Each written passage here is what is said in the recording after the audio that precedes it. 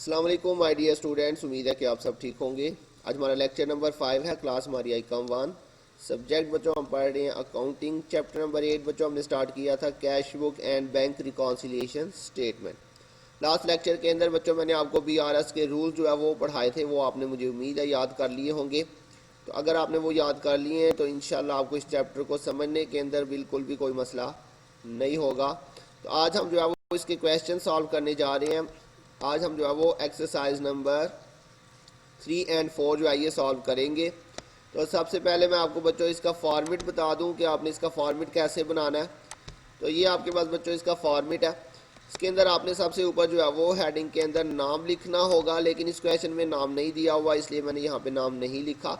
यहाँ पे अगर नाम दिया हो mister Ahmed, mister Bilal, ABC company, जो भी नाम होगा वो आपने मेंशन करना है। दूसरी हेडिंग के अंदर आपने बच्चों लिखना है बैंक रिकॉन्सिलिएशन स्टेटमेंट, और उसके बाद बच्चों आपने थर्ड हेडिंग के अंदर जो है वो डेट लिखनी है जो क्वेश्चन के अंदर गिवन होगी।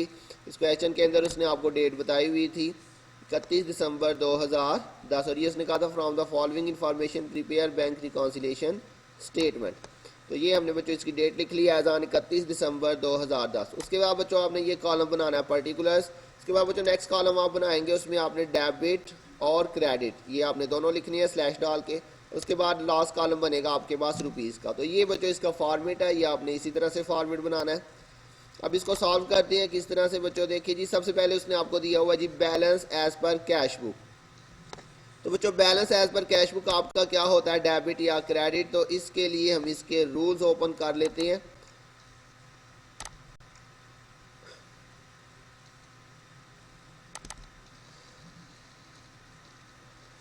तो जी बच्चों ये आपके पास इसके रूल्स हैं, ये आपने याद किए होंगे। तो ये बैलेंसेस शायद मैंने आपको नहीं दे पढ़ाई, ये हम क्वेश्चन के साथ साथ ही इसको याद कर लेंगे। तो ये देखिए बच्चों, ये आपके पास 4 किस्म के जो है वो डिफरेंट बैलेंसेस वो क्वेश्चन में दे सकता है। इनमें से कोई भी एक वो आपको देगा क्वेश्चन में, चारों नहीं होंगे, कोई सा एक बैलेंस आपको उस रूल क्वेश्चन में देगा। तो यहाँ पे इस क्वेश्चन के अंदर उसने आपको ये दिया हुआ है balance as per cash book. तो बच्चों balance as per cash book का मतलब होता है कैश इन हैंड, और ये हमारे पास क्या होता है, ये बच्चों डेबिट बैलेंस होता है। ये आपने याद रखना है, जब भी लिखा होगा balance as per cash book तो आपने उसको क्या करना है, डेबिट करना है। याद हो गया बच्चों। अब चलते हैं अपने क्वेश्चन की तरफ।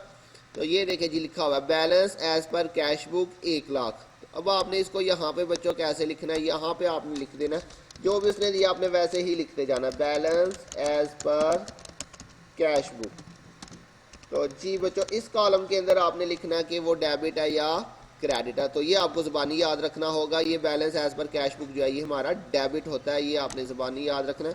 तो यहाँ पे आपने लिख देना है कि ये डेबिट है, 1 लाख उसकी अमाउंट थी। जी बच्चों बस ये आपने इतना काम करना है। उसके बाद बच्चों आप सेकेंड एंट्री पे आ जाए। सेकेंड एंट्री के अंदर उसने बताया हुआ जी अनप्रेजेंटेड चेक 50,000। अब आपने क्या करना है, नेक्स्ट लाइन के अंदर आपने ये लिख देना है जी अनप्रेजेंटेड चेक। जी बच्चों बिल्कुल आसान है, ये जो उसने दिया आपने वही लिखते जाना। अब इसके आगे डेबिट या क्रेडिट में आपने लिखना है कि ये डेबिट है या क्रेडिट है। तो ये बच्चों आपने ज़बानी याद किया होगा, अनप्रेजेंटेड चेक हमारा क्या होता है बच्चों, ये हमारा डेबिट होता है। मैं आपको रूल्स में से भी दिखा देता हूँ, लेकिन ये फर्स्ट हमारा आज लेक्चर है इसलिए मैं बार बार आपको रूल्स में से दिखा रहा हूँ। नेक्स्ट हम रूल्स नहीं देखेंगे, ये आपको ज़बानी याद रखना पड़ेगा। तो ये देखिए बच्चों हमने पढ़ा था cheque issued but not presented for payment, unpresented cheque ये हमारा डेबिट होता है बच्चों, ये आपने ज़बानी याद किया होगा। तो यहाँ पे आपने डेबिट एंड क्रेडिट वाले कॉलम में लिख लेना है कि ये हमारा डेबिट है, अमाउंट इसकी आपके पास है 50,000, ये आपके पास अमाउंट इसकी 50,000। जी बच्चों अब आपने हर 2 एंट्रियों के बाद इसका टोटल कर लेना। क्या करना है बच्चों, आपने हर 2 एंट्रियाँ करने के बाद आपने इसका टोटल करना है। तो ये हमारे पास 2 एंट्रियाँ हो गई हैं। अब बच्चों यहाँ पे ये कभी प्लस भी होंगे कभी माइनस भी होंगे, तो वो हमें कैसे पता चलेगा, वो हमें बच्चों यहाँ से पता चलेगा। अगर तो दोनों डेबिट डेबिट है तो फिर आपने इन दोनों को क्या कर देना है, प्लस।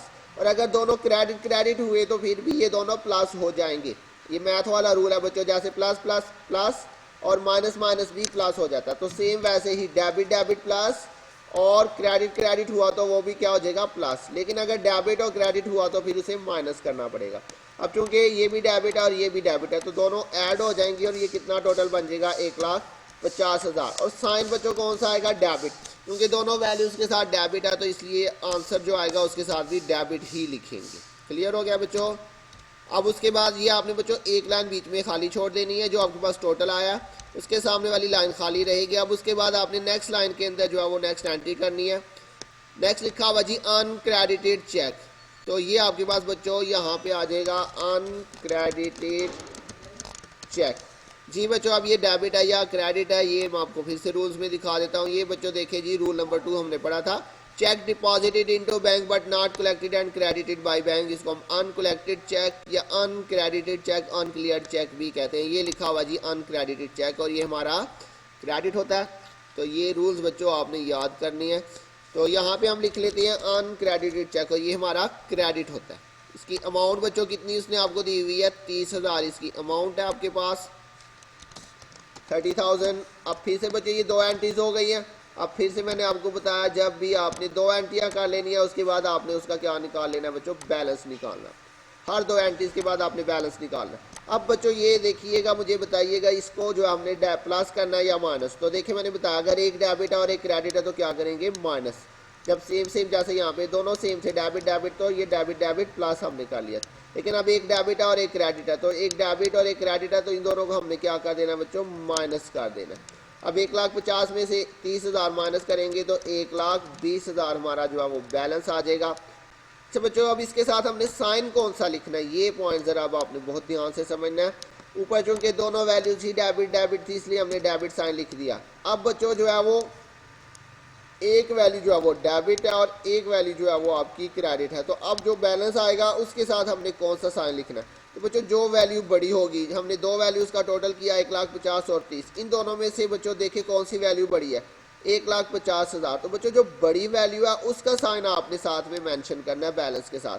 तो 1,50,000 जो है ये बड़ी वैल्यू और इसका साइन क्या है बच्चों, डेबिट। तो आपने जो आंसर आया उसके साथ जो है वो डेबिट साइन मेंशन कर देना। क्लियर हो गई ये बात। जो वैल्यू बड़ी होगी उसका साइन जो है वो आपने बैलेंस के साथ मेंशन करना। जी बच्चों अब इसी तरह से आपने नेक्स्ट एंट्रीज भी करते जाना है। नेक्स्ट एंट्री के अंदर उसने बताया हुआ insurance premium paid by bank. तो insurance premium paid by bank हमने बात की थी, बैंक आपकी तरफ से कोई भी एक्सपेंस पे कर दे उसकी वजह से हमारे बैंक अकाउंट में कमी हो जाएगी और हमने उसको क्रेडिट कर देना। तो ये रूल्स में से भी देख लेते हैं बच्चों। Insurance premium paid by bank कहाँ पे आ रहा है बच्चों, ये आपके पास जो है वो नंबर 6 पे हमने रूल पढ़ा था। Any expense or amount paid by bank, bank आपकी तरफ से कोई भी एक्सपेंस पे कर दे, जैसे ये लिखा हुआ बच्चों इंश्योरेंस पेड। तो बच्चों को किसी भी किस्म का एक्सपेंस बैंक आपकी तरफ से पे कर देता है, हमने उसको क्या करना है क्रेडिट। और क्रेडिट करने की वजह क्या होगी, क्योंकि इंश्योरेंस पे कर रहे हैं मतलब हमारे बैंक में से जो है वो कमी हो रही है, इसलिए चूंकि बैंक क्रेडिट हो रहा है, बैंक में कमी हो रही है इसलिए हमने उसको क्या कर देना है क्रेडिट। तो ये आ जाएगा बच्चों आपके पास insurance premium paid by bank ही लिखा हुआ है। Insurance premium paid by bank 20,000 इसकी वैल्यू है। Insurance premium paid by bank और ये बच्चों हमारा क्रेडिट होगा। अमाउंट आपके पास इसकी कितनी है जी 20,000। अब बच्चों फिर से आपने इन दोनों वैल्यूज का क्या कर लेना जी, बैलेंस निकालना है। अब फिर से देखिए बच्चों एक डेबिट है और एक जो है वो क्रेडिट है, तो फिर क्या करेंगे माइनस करेंगे। अगर एक डेबिट है और एक क्रेडिट है तो क्या करेंगे बच्चों माइनस। तो 1,20,000 में से 20,000 माइनस करेंगे तो 1,00,000 आपका बैलेंस आ जाएगा। अब फिर से बच्चों बैलेंस के साथ साइन कौन सा लिखेंगे, बड़ी अमाउंट का साइन लिखेंगे। बड़ी अमाउंट आपके पास है 1,20,000 और इसका साइन जो है बच्चों वो क्या है डेबिट, तो इसलिए बैलेंस के साथ हम डेबिट साइन लिख लेंगे। उसके बाद बच्चों लास्ट आपके पास एंट्री है, a customer has directly deposited into bank 10,000। Customer ने आपके अकाउंट के अंदर जो है वो डायरेक्टली पैसे डिपॉजिट करवा दिए। अब बच्चों मुझे बताएं आपके अकाउंट में पैसे आ रहे हैं या जा रहे हैं। तो बच्चों हमारे अकाउंट में अब पैसे आ रहे हैं। देखिए customer has directly deposit into bank, जब भी बैंक में पैसे जमा करवाए जाएंगे बैंक में इजाफा होगा, हमने उसको क्या कर देना है डेबिट कर देना है। रूल्स में से अगर देखें तो ये आपके पास कौन सा पॉइंट है बच्चों, ये पॉइंट नंबर 7 था। देखिए amount or income collected by bank, इसमें बच्चों ये लिखा हुआ है direct deposit by customer. Customer आपके अकाउंट में जो है वो डायरेक्टली डिपॉजिट करवा सकता है। जब भी आपके अकाउंट में पैसे आएंगे तो बैंक हमने उसको क्या कर देना बच्चों डेबिट कर देना। तो ये आ जाएगा डायरेक्ट डिपॉजिट बाय कस्टमर और ये बच्चों हमारा डेबिट होगा। अमाउंट आपके पास जो है वो इसकी कितनी है 10,000 आपके पास इसकी अमाउंट है टोटल। जी बच्चों, अब आपने फिर इसका टोटल काट लेना है। अब आपके पास ये फिर से ये भी डेबिट है और ये भी डेबिट है, तो डेबिट डेबिट प्लस होके ये टोटल कितना आ जाएगा 1,10,000। चूँकि दोनों डेबिट है इसलिए प्लस करेंगे, और जब दोनों डेबिट है इसलिए फिर साइन भी डेबिट ही आएगा। तो ये बच्चों हमारा क्वेश्चन कंप्लीट हो गया। अब आपने क्या करना बच्चों, एंड पे आके आपने यहाँ पे लिखा हुआ है कैश बुक, तो आपने ये आंसर जो है वो नीचे मेंशन करना है। अगर यहाँ पे कैश बुक दिया हुआ है तो आपने नीचे लिखना है पासबुक बैलेंस, और बच्चों ये आपके पास फाइनल आंसर जो है वो ये डेबिट में आया तो आपने इसको क्रेडिट मेंशन कर देना है, और ये आपके पास आंसर आ जाएगा ₹1,10,000। ये बच्चों आपने हर क्वेश्चन के एंड पे ज़रूर ऐसे मेंशन करना है। ये जब क्वेश्चन कंप्लीट हो जाए उसको आपने नीचे से क्लोज कर देना है, और एंड पे आपने बच्चों यहाँ पे अगर कैश बुक है तो इधर आपने पासबुक लिखना है, और इधर अगर पासबुक हुआ तो यहाँ पे आपने कैश बुक मेंशन कर देना है। इधर डेबिट है तो इधर आपने क्रेडिट मेंशन कर देना है। तो ये बच्चों हमारा आज का क्वेश्चन था। मुझे उम्मीद आपको समझ आ गई होगी। फिर भी अगर बच्चों आपको किसी पॉइंट की समझ नहीं आई तो मेरा व्हाट्सएप नंबर आपके पास है, आप पूछ सकते हैं, मैं उसको मज़ीद एक्सप्लेन कर दूंगा। अपना ध्यान रखिएगा बच्चों, बहुत जल्द मिलेंगे नेक्स्ट लेक्चर के साथ। तब तक के लिए अल्लाह हाफिज़।